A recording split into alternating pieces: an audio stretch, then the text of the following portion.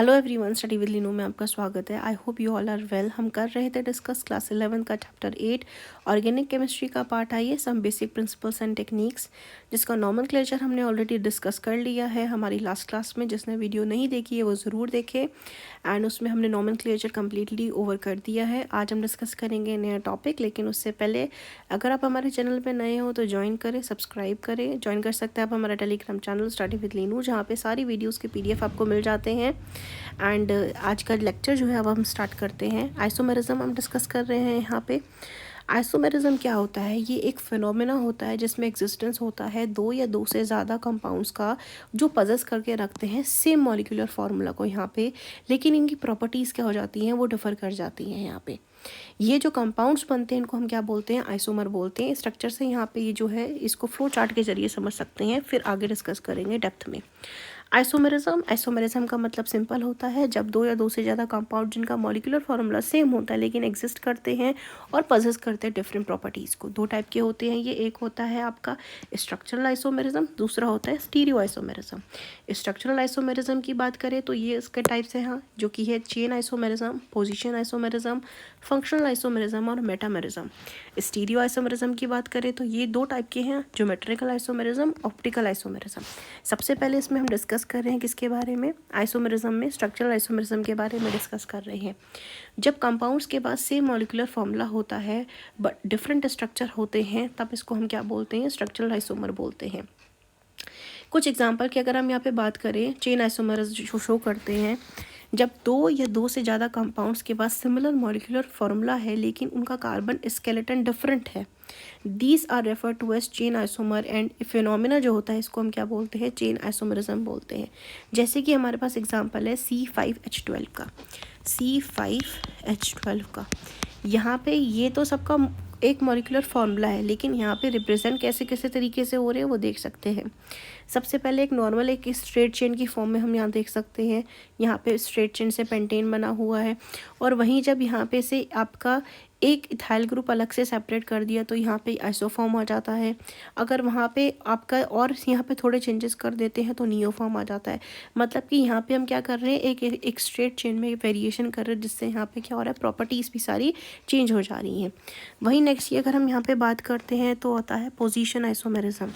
जब दो या दो से ज़्यादा कंपाउंड डिफर करते हैं पोजीशन में ऑफ सब्स्टिट्यूएंट एटम या फिर फंक्शनल ग्रुप के on the carbon skeleton, they are called position isomers. और इस फिनोमेना को हम क्या बोलते हैं? पोजीशन आइसोमेरिज्म बोलते हैं। एग्जांपल की बात करें, अगर C3H8O यहाँ पे जब हम देखते हैं तो ये हमारे पास एक सिंपली आप देख सकते हैं, यहाँ पे हमारे पास एक नॉर्मल क्या अटैच है, प्रोपेनॉल यहाँ पे है हमारे पास सिंपल वन पोजीशन पे है। वहीं अगर यहाँ पे हम बात करते हैं तो यहाँ पे प्रोपेनॉल क्या हो गया, ये यहाँ नहीं आएगा, it will be over here, यहाँ ऐसे लिख सकते हैं इसे। पहले वन पोजीशन में अटैच था, अब यहाँ पे कहाँ अटैच हो गया, आपका सेकंड पोजीशन में अटैच हो गया। तो यहाँ पे चेंज किसके लिए आ रहा है? फंक्शनल ग्रुप का चेंज आ रहा है। तो यहाँ पे वन प्रोपेनॉल और ये टू प्रोपेनॉल, ये दोनों की प्रॉपर्टीज़ क्या हैं?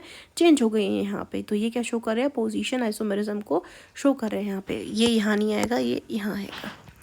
नेक्स्ट यहाँ पे बात करते हैं फंक्शनल आइसोमेरिज्म के बारे में। जब दो या दो से ज़्यादा कंपाउंड जिनका मॉलिक्यूलर फॉर्मूला सेम है लेकिन डिफरेंट करते हैं फंक्शनल ग्रुप के अटैचमेंट, उसको हम क्या बोलेंगे? फंक्शनल आइसोमेरिज्म बोलेंगे। यहाँ पे एग्जांपल की बात करते हैं अगर हम C3H6O के बारे में देख सकते हैं। यहाँ पे C3H6 में जब यहाँ पे कार्बन का ऑक्सीजन के साथ डबल बॉन्ड है, सेंटर में प्रेजेंट है, इसको हम प्रोपेनोन बोलते हैं। ये कीटो ग्रुप हो गया। और यहाँ पे हम देख सकते हैं यहाँ पे कार्बन और ऑक्सीजन का डबल बॉन्ड लास्ट में आ रहा है और एक हाइड्रोजन यहाँ पे अटैच है, तो इसको हम क्या बोल देंगे? आपका प्रोपेनॉल। ये क्या हो गया? आपका एल्डिहाइड ग्रुप का, ये फंक्शनल ग्रुप का आपका रिप्रेजेंटेशन हो गया। यहाँ पे ये दोनों आपस में क्या है? एक दूसरे के फंक्शनल ग्रुप है, लेकिन मॉलिक्यूलर फॉर्मूला दोनों के क्या है? आपके सेम है।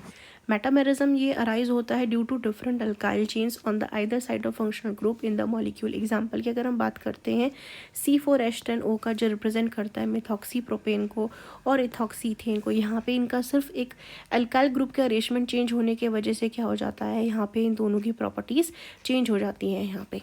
ठीक है, जैसे हम यहाँ देख सकते हैं आपका CH3O, CH2, CH2, CH3, ये क्या है आपका? मिथॉक्सी प्रोपेन हो गया यहाँ पे। दूसरा क्या बन जाएगा हमारा? CH3 CH2O CH2 CH3O, ये क्या बन गया, इथॉक्सी इथेन बन गया। यहाँ पे दोनों के प्रॉपर्टीज़ क्या हो गई हैं, चेंज हो गई हैं। नेक्स्ट आता है हमारे पास स्टीरियो आइसोमेरिज्म, जब कंपाउंड्स जिनके पास सेम कॉन्स्टिट्यूशन एंड सीक्वेंस होता है कोवेलेंट बॉन्ड का but differ in relative position of their atoms और the group in space are called stereomers. This special type of case is called as stereo isomerism, जिसे हम classify कर सकते हैं geometrical और ऑप्टिकल में। नेक्स्ट यहाँ पे आता है हमारे पास fundamental concept in organic chemistry. Reactions के बेसिस में ऑर्गेनिक रिएक्शन जो होती हैं, इसमें जो ऑर्गेनिक मॉलिक्यूल होता है जिसे हम बोलते हैं सबस्ट्रेट, रिएक्ट करता है एक अप्रोप्रिएट अटैकिंग रिएजेंट के साथ और फॉर्मेशन होता है यहाँ पे एक से ज़्यादा या एक से ज़्यादा इंटरमीडिएट का और फाइनल प्रोडक्ट का। जैसे हम यहाँ देख सकते हैं जनरल डिपिक्शन क्या है, यहाँ पे ऑर्गेनिक मॉलिक्यूल सबस्ट्रेट है, अटैकिंग रिएजेंट आया, रिएक्शन हुआ, इंटरमीडिएट बाय प्रोडक्ट का फॉर्मेशन होता है, फाइनल प्रोडक्ट का फॉर्मेशन होता है। सबस्ट्रेट जो होता है रिएक्ट करता है which supply carbon to the new bond and the other reactant is called as reagent. अगर both reactant supply carbon to the new bond then choice is arbitrary and in that case जो molecule होता है विच attention is focused उसको क्या बोलते हैं, substrate कहा जाता है।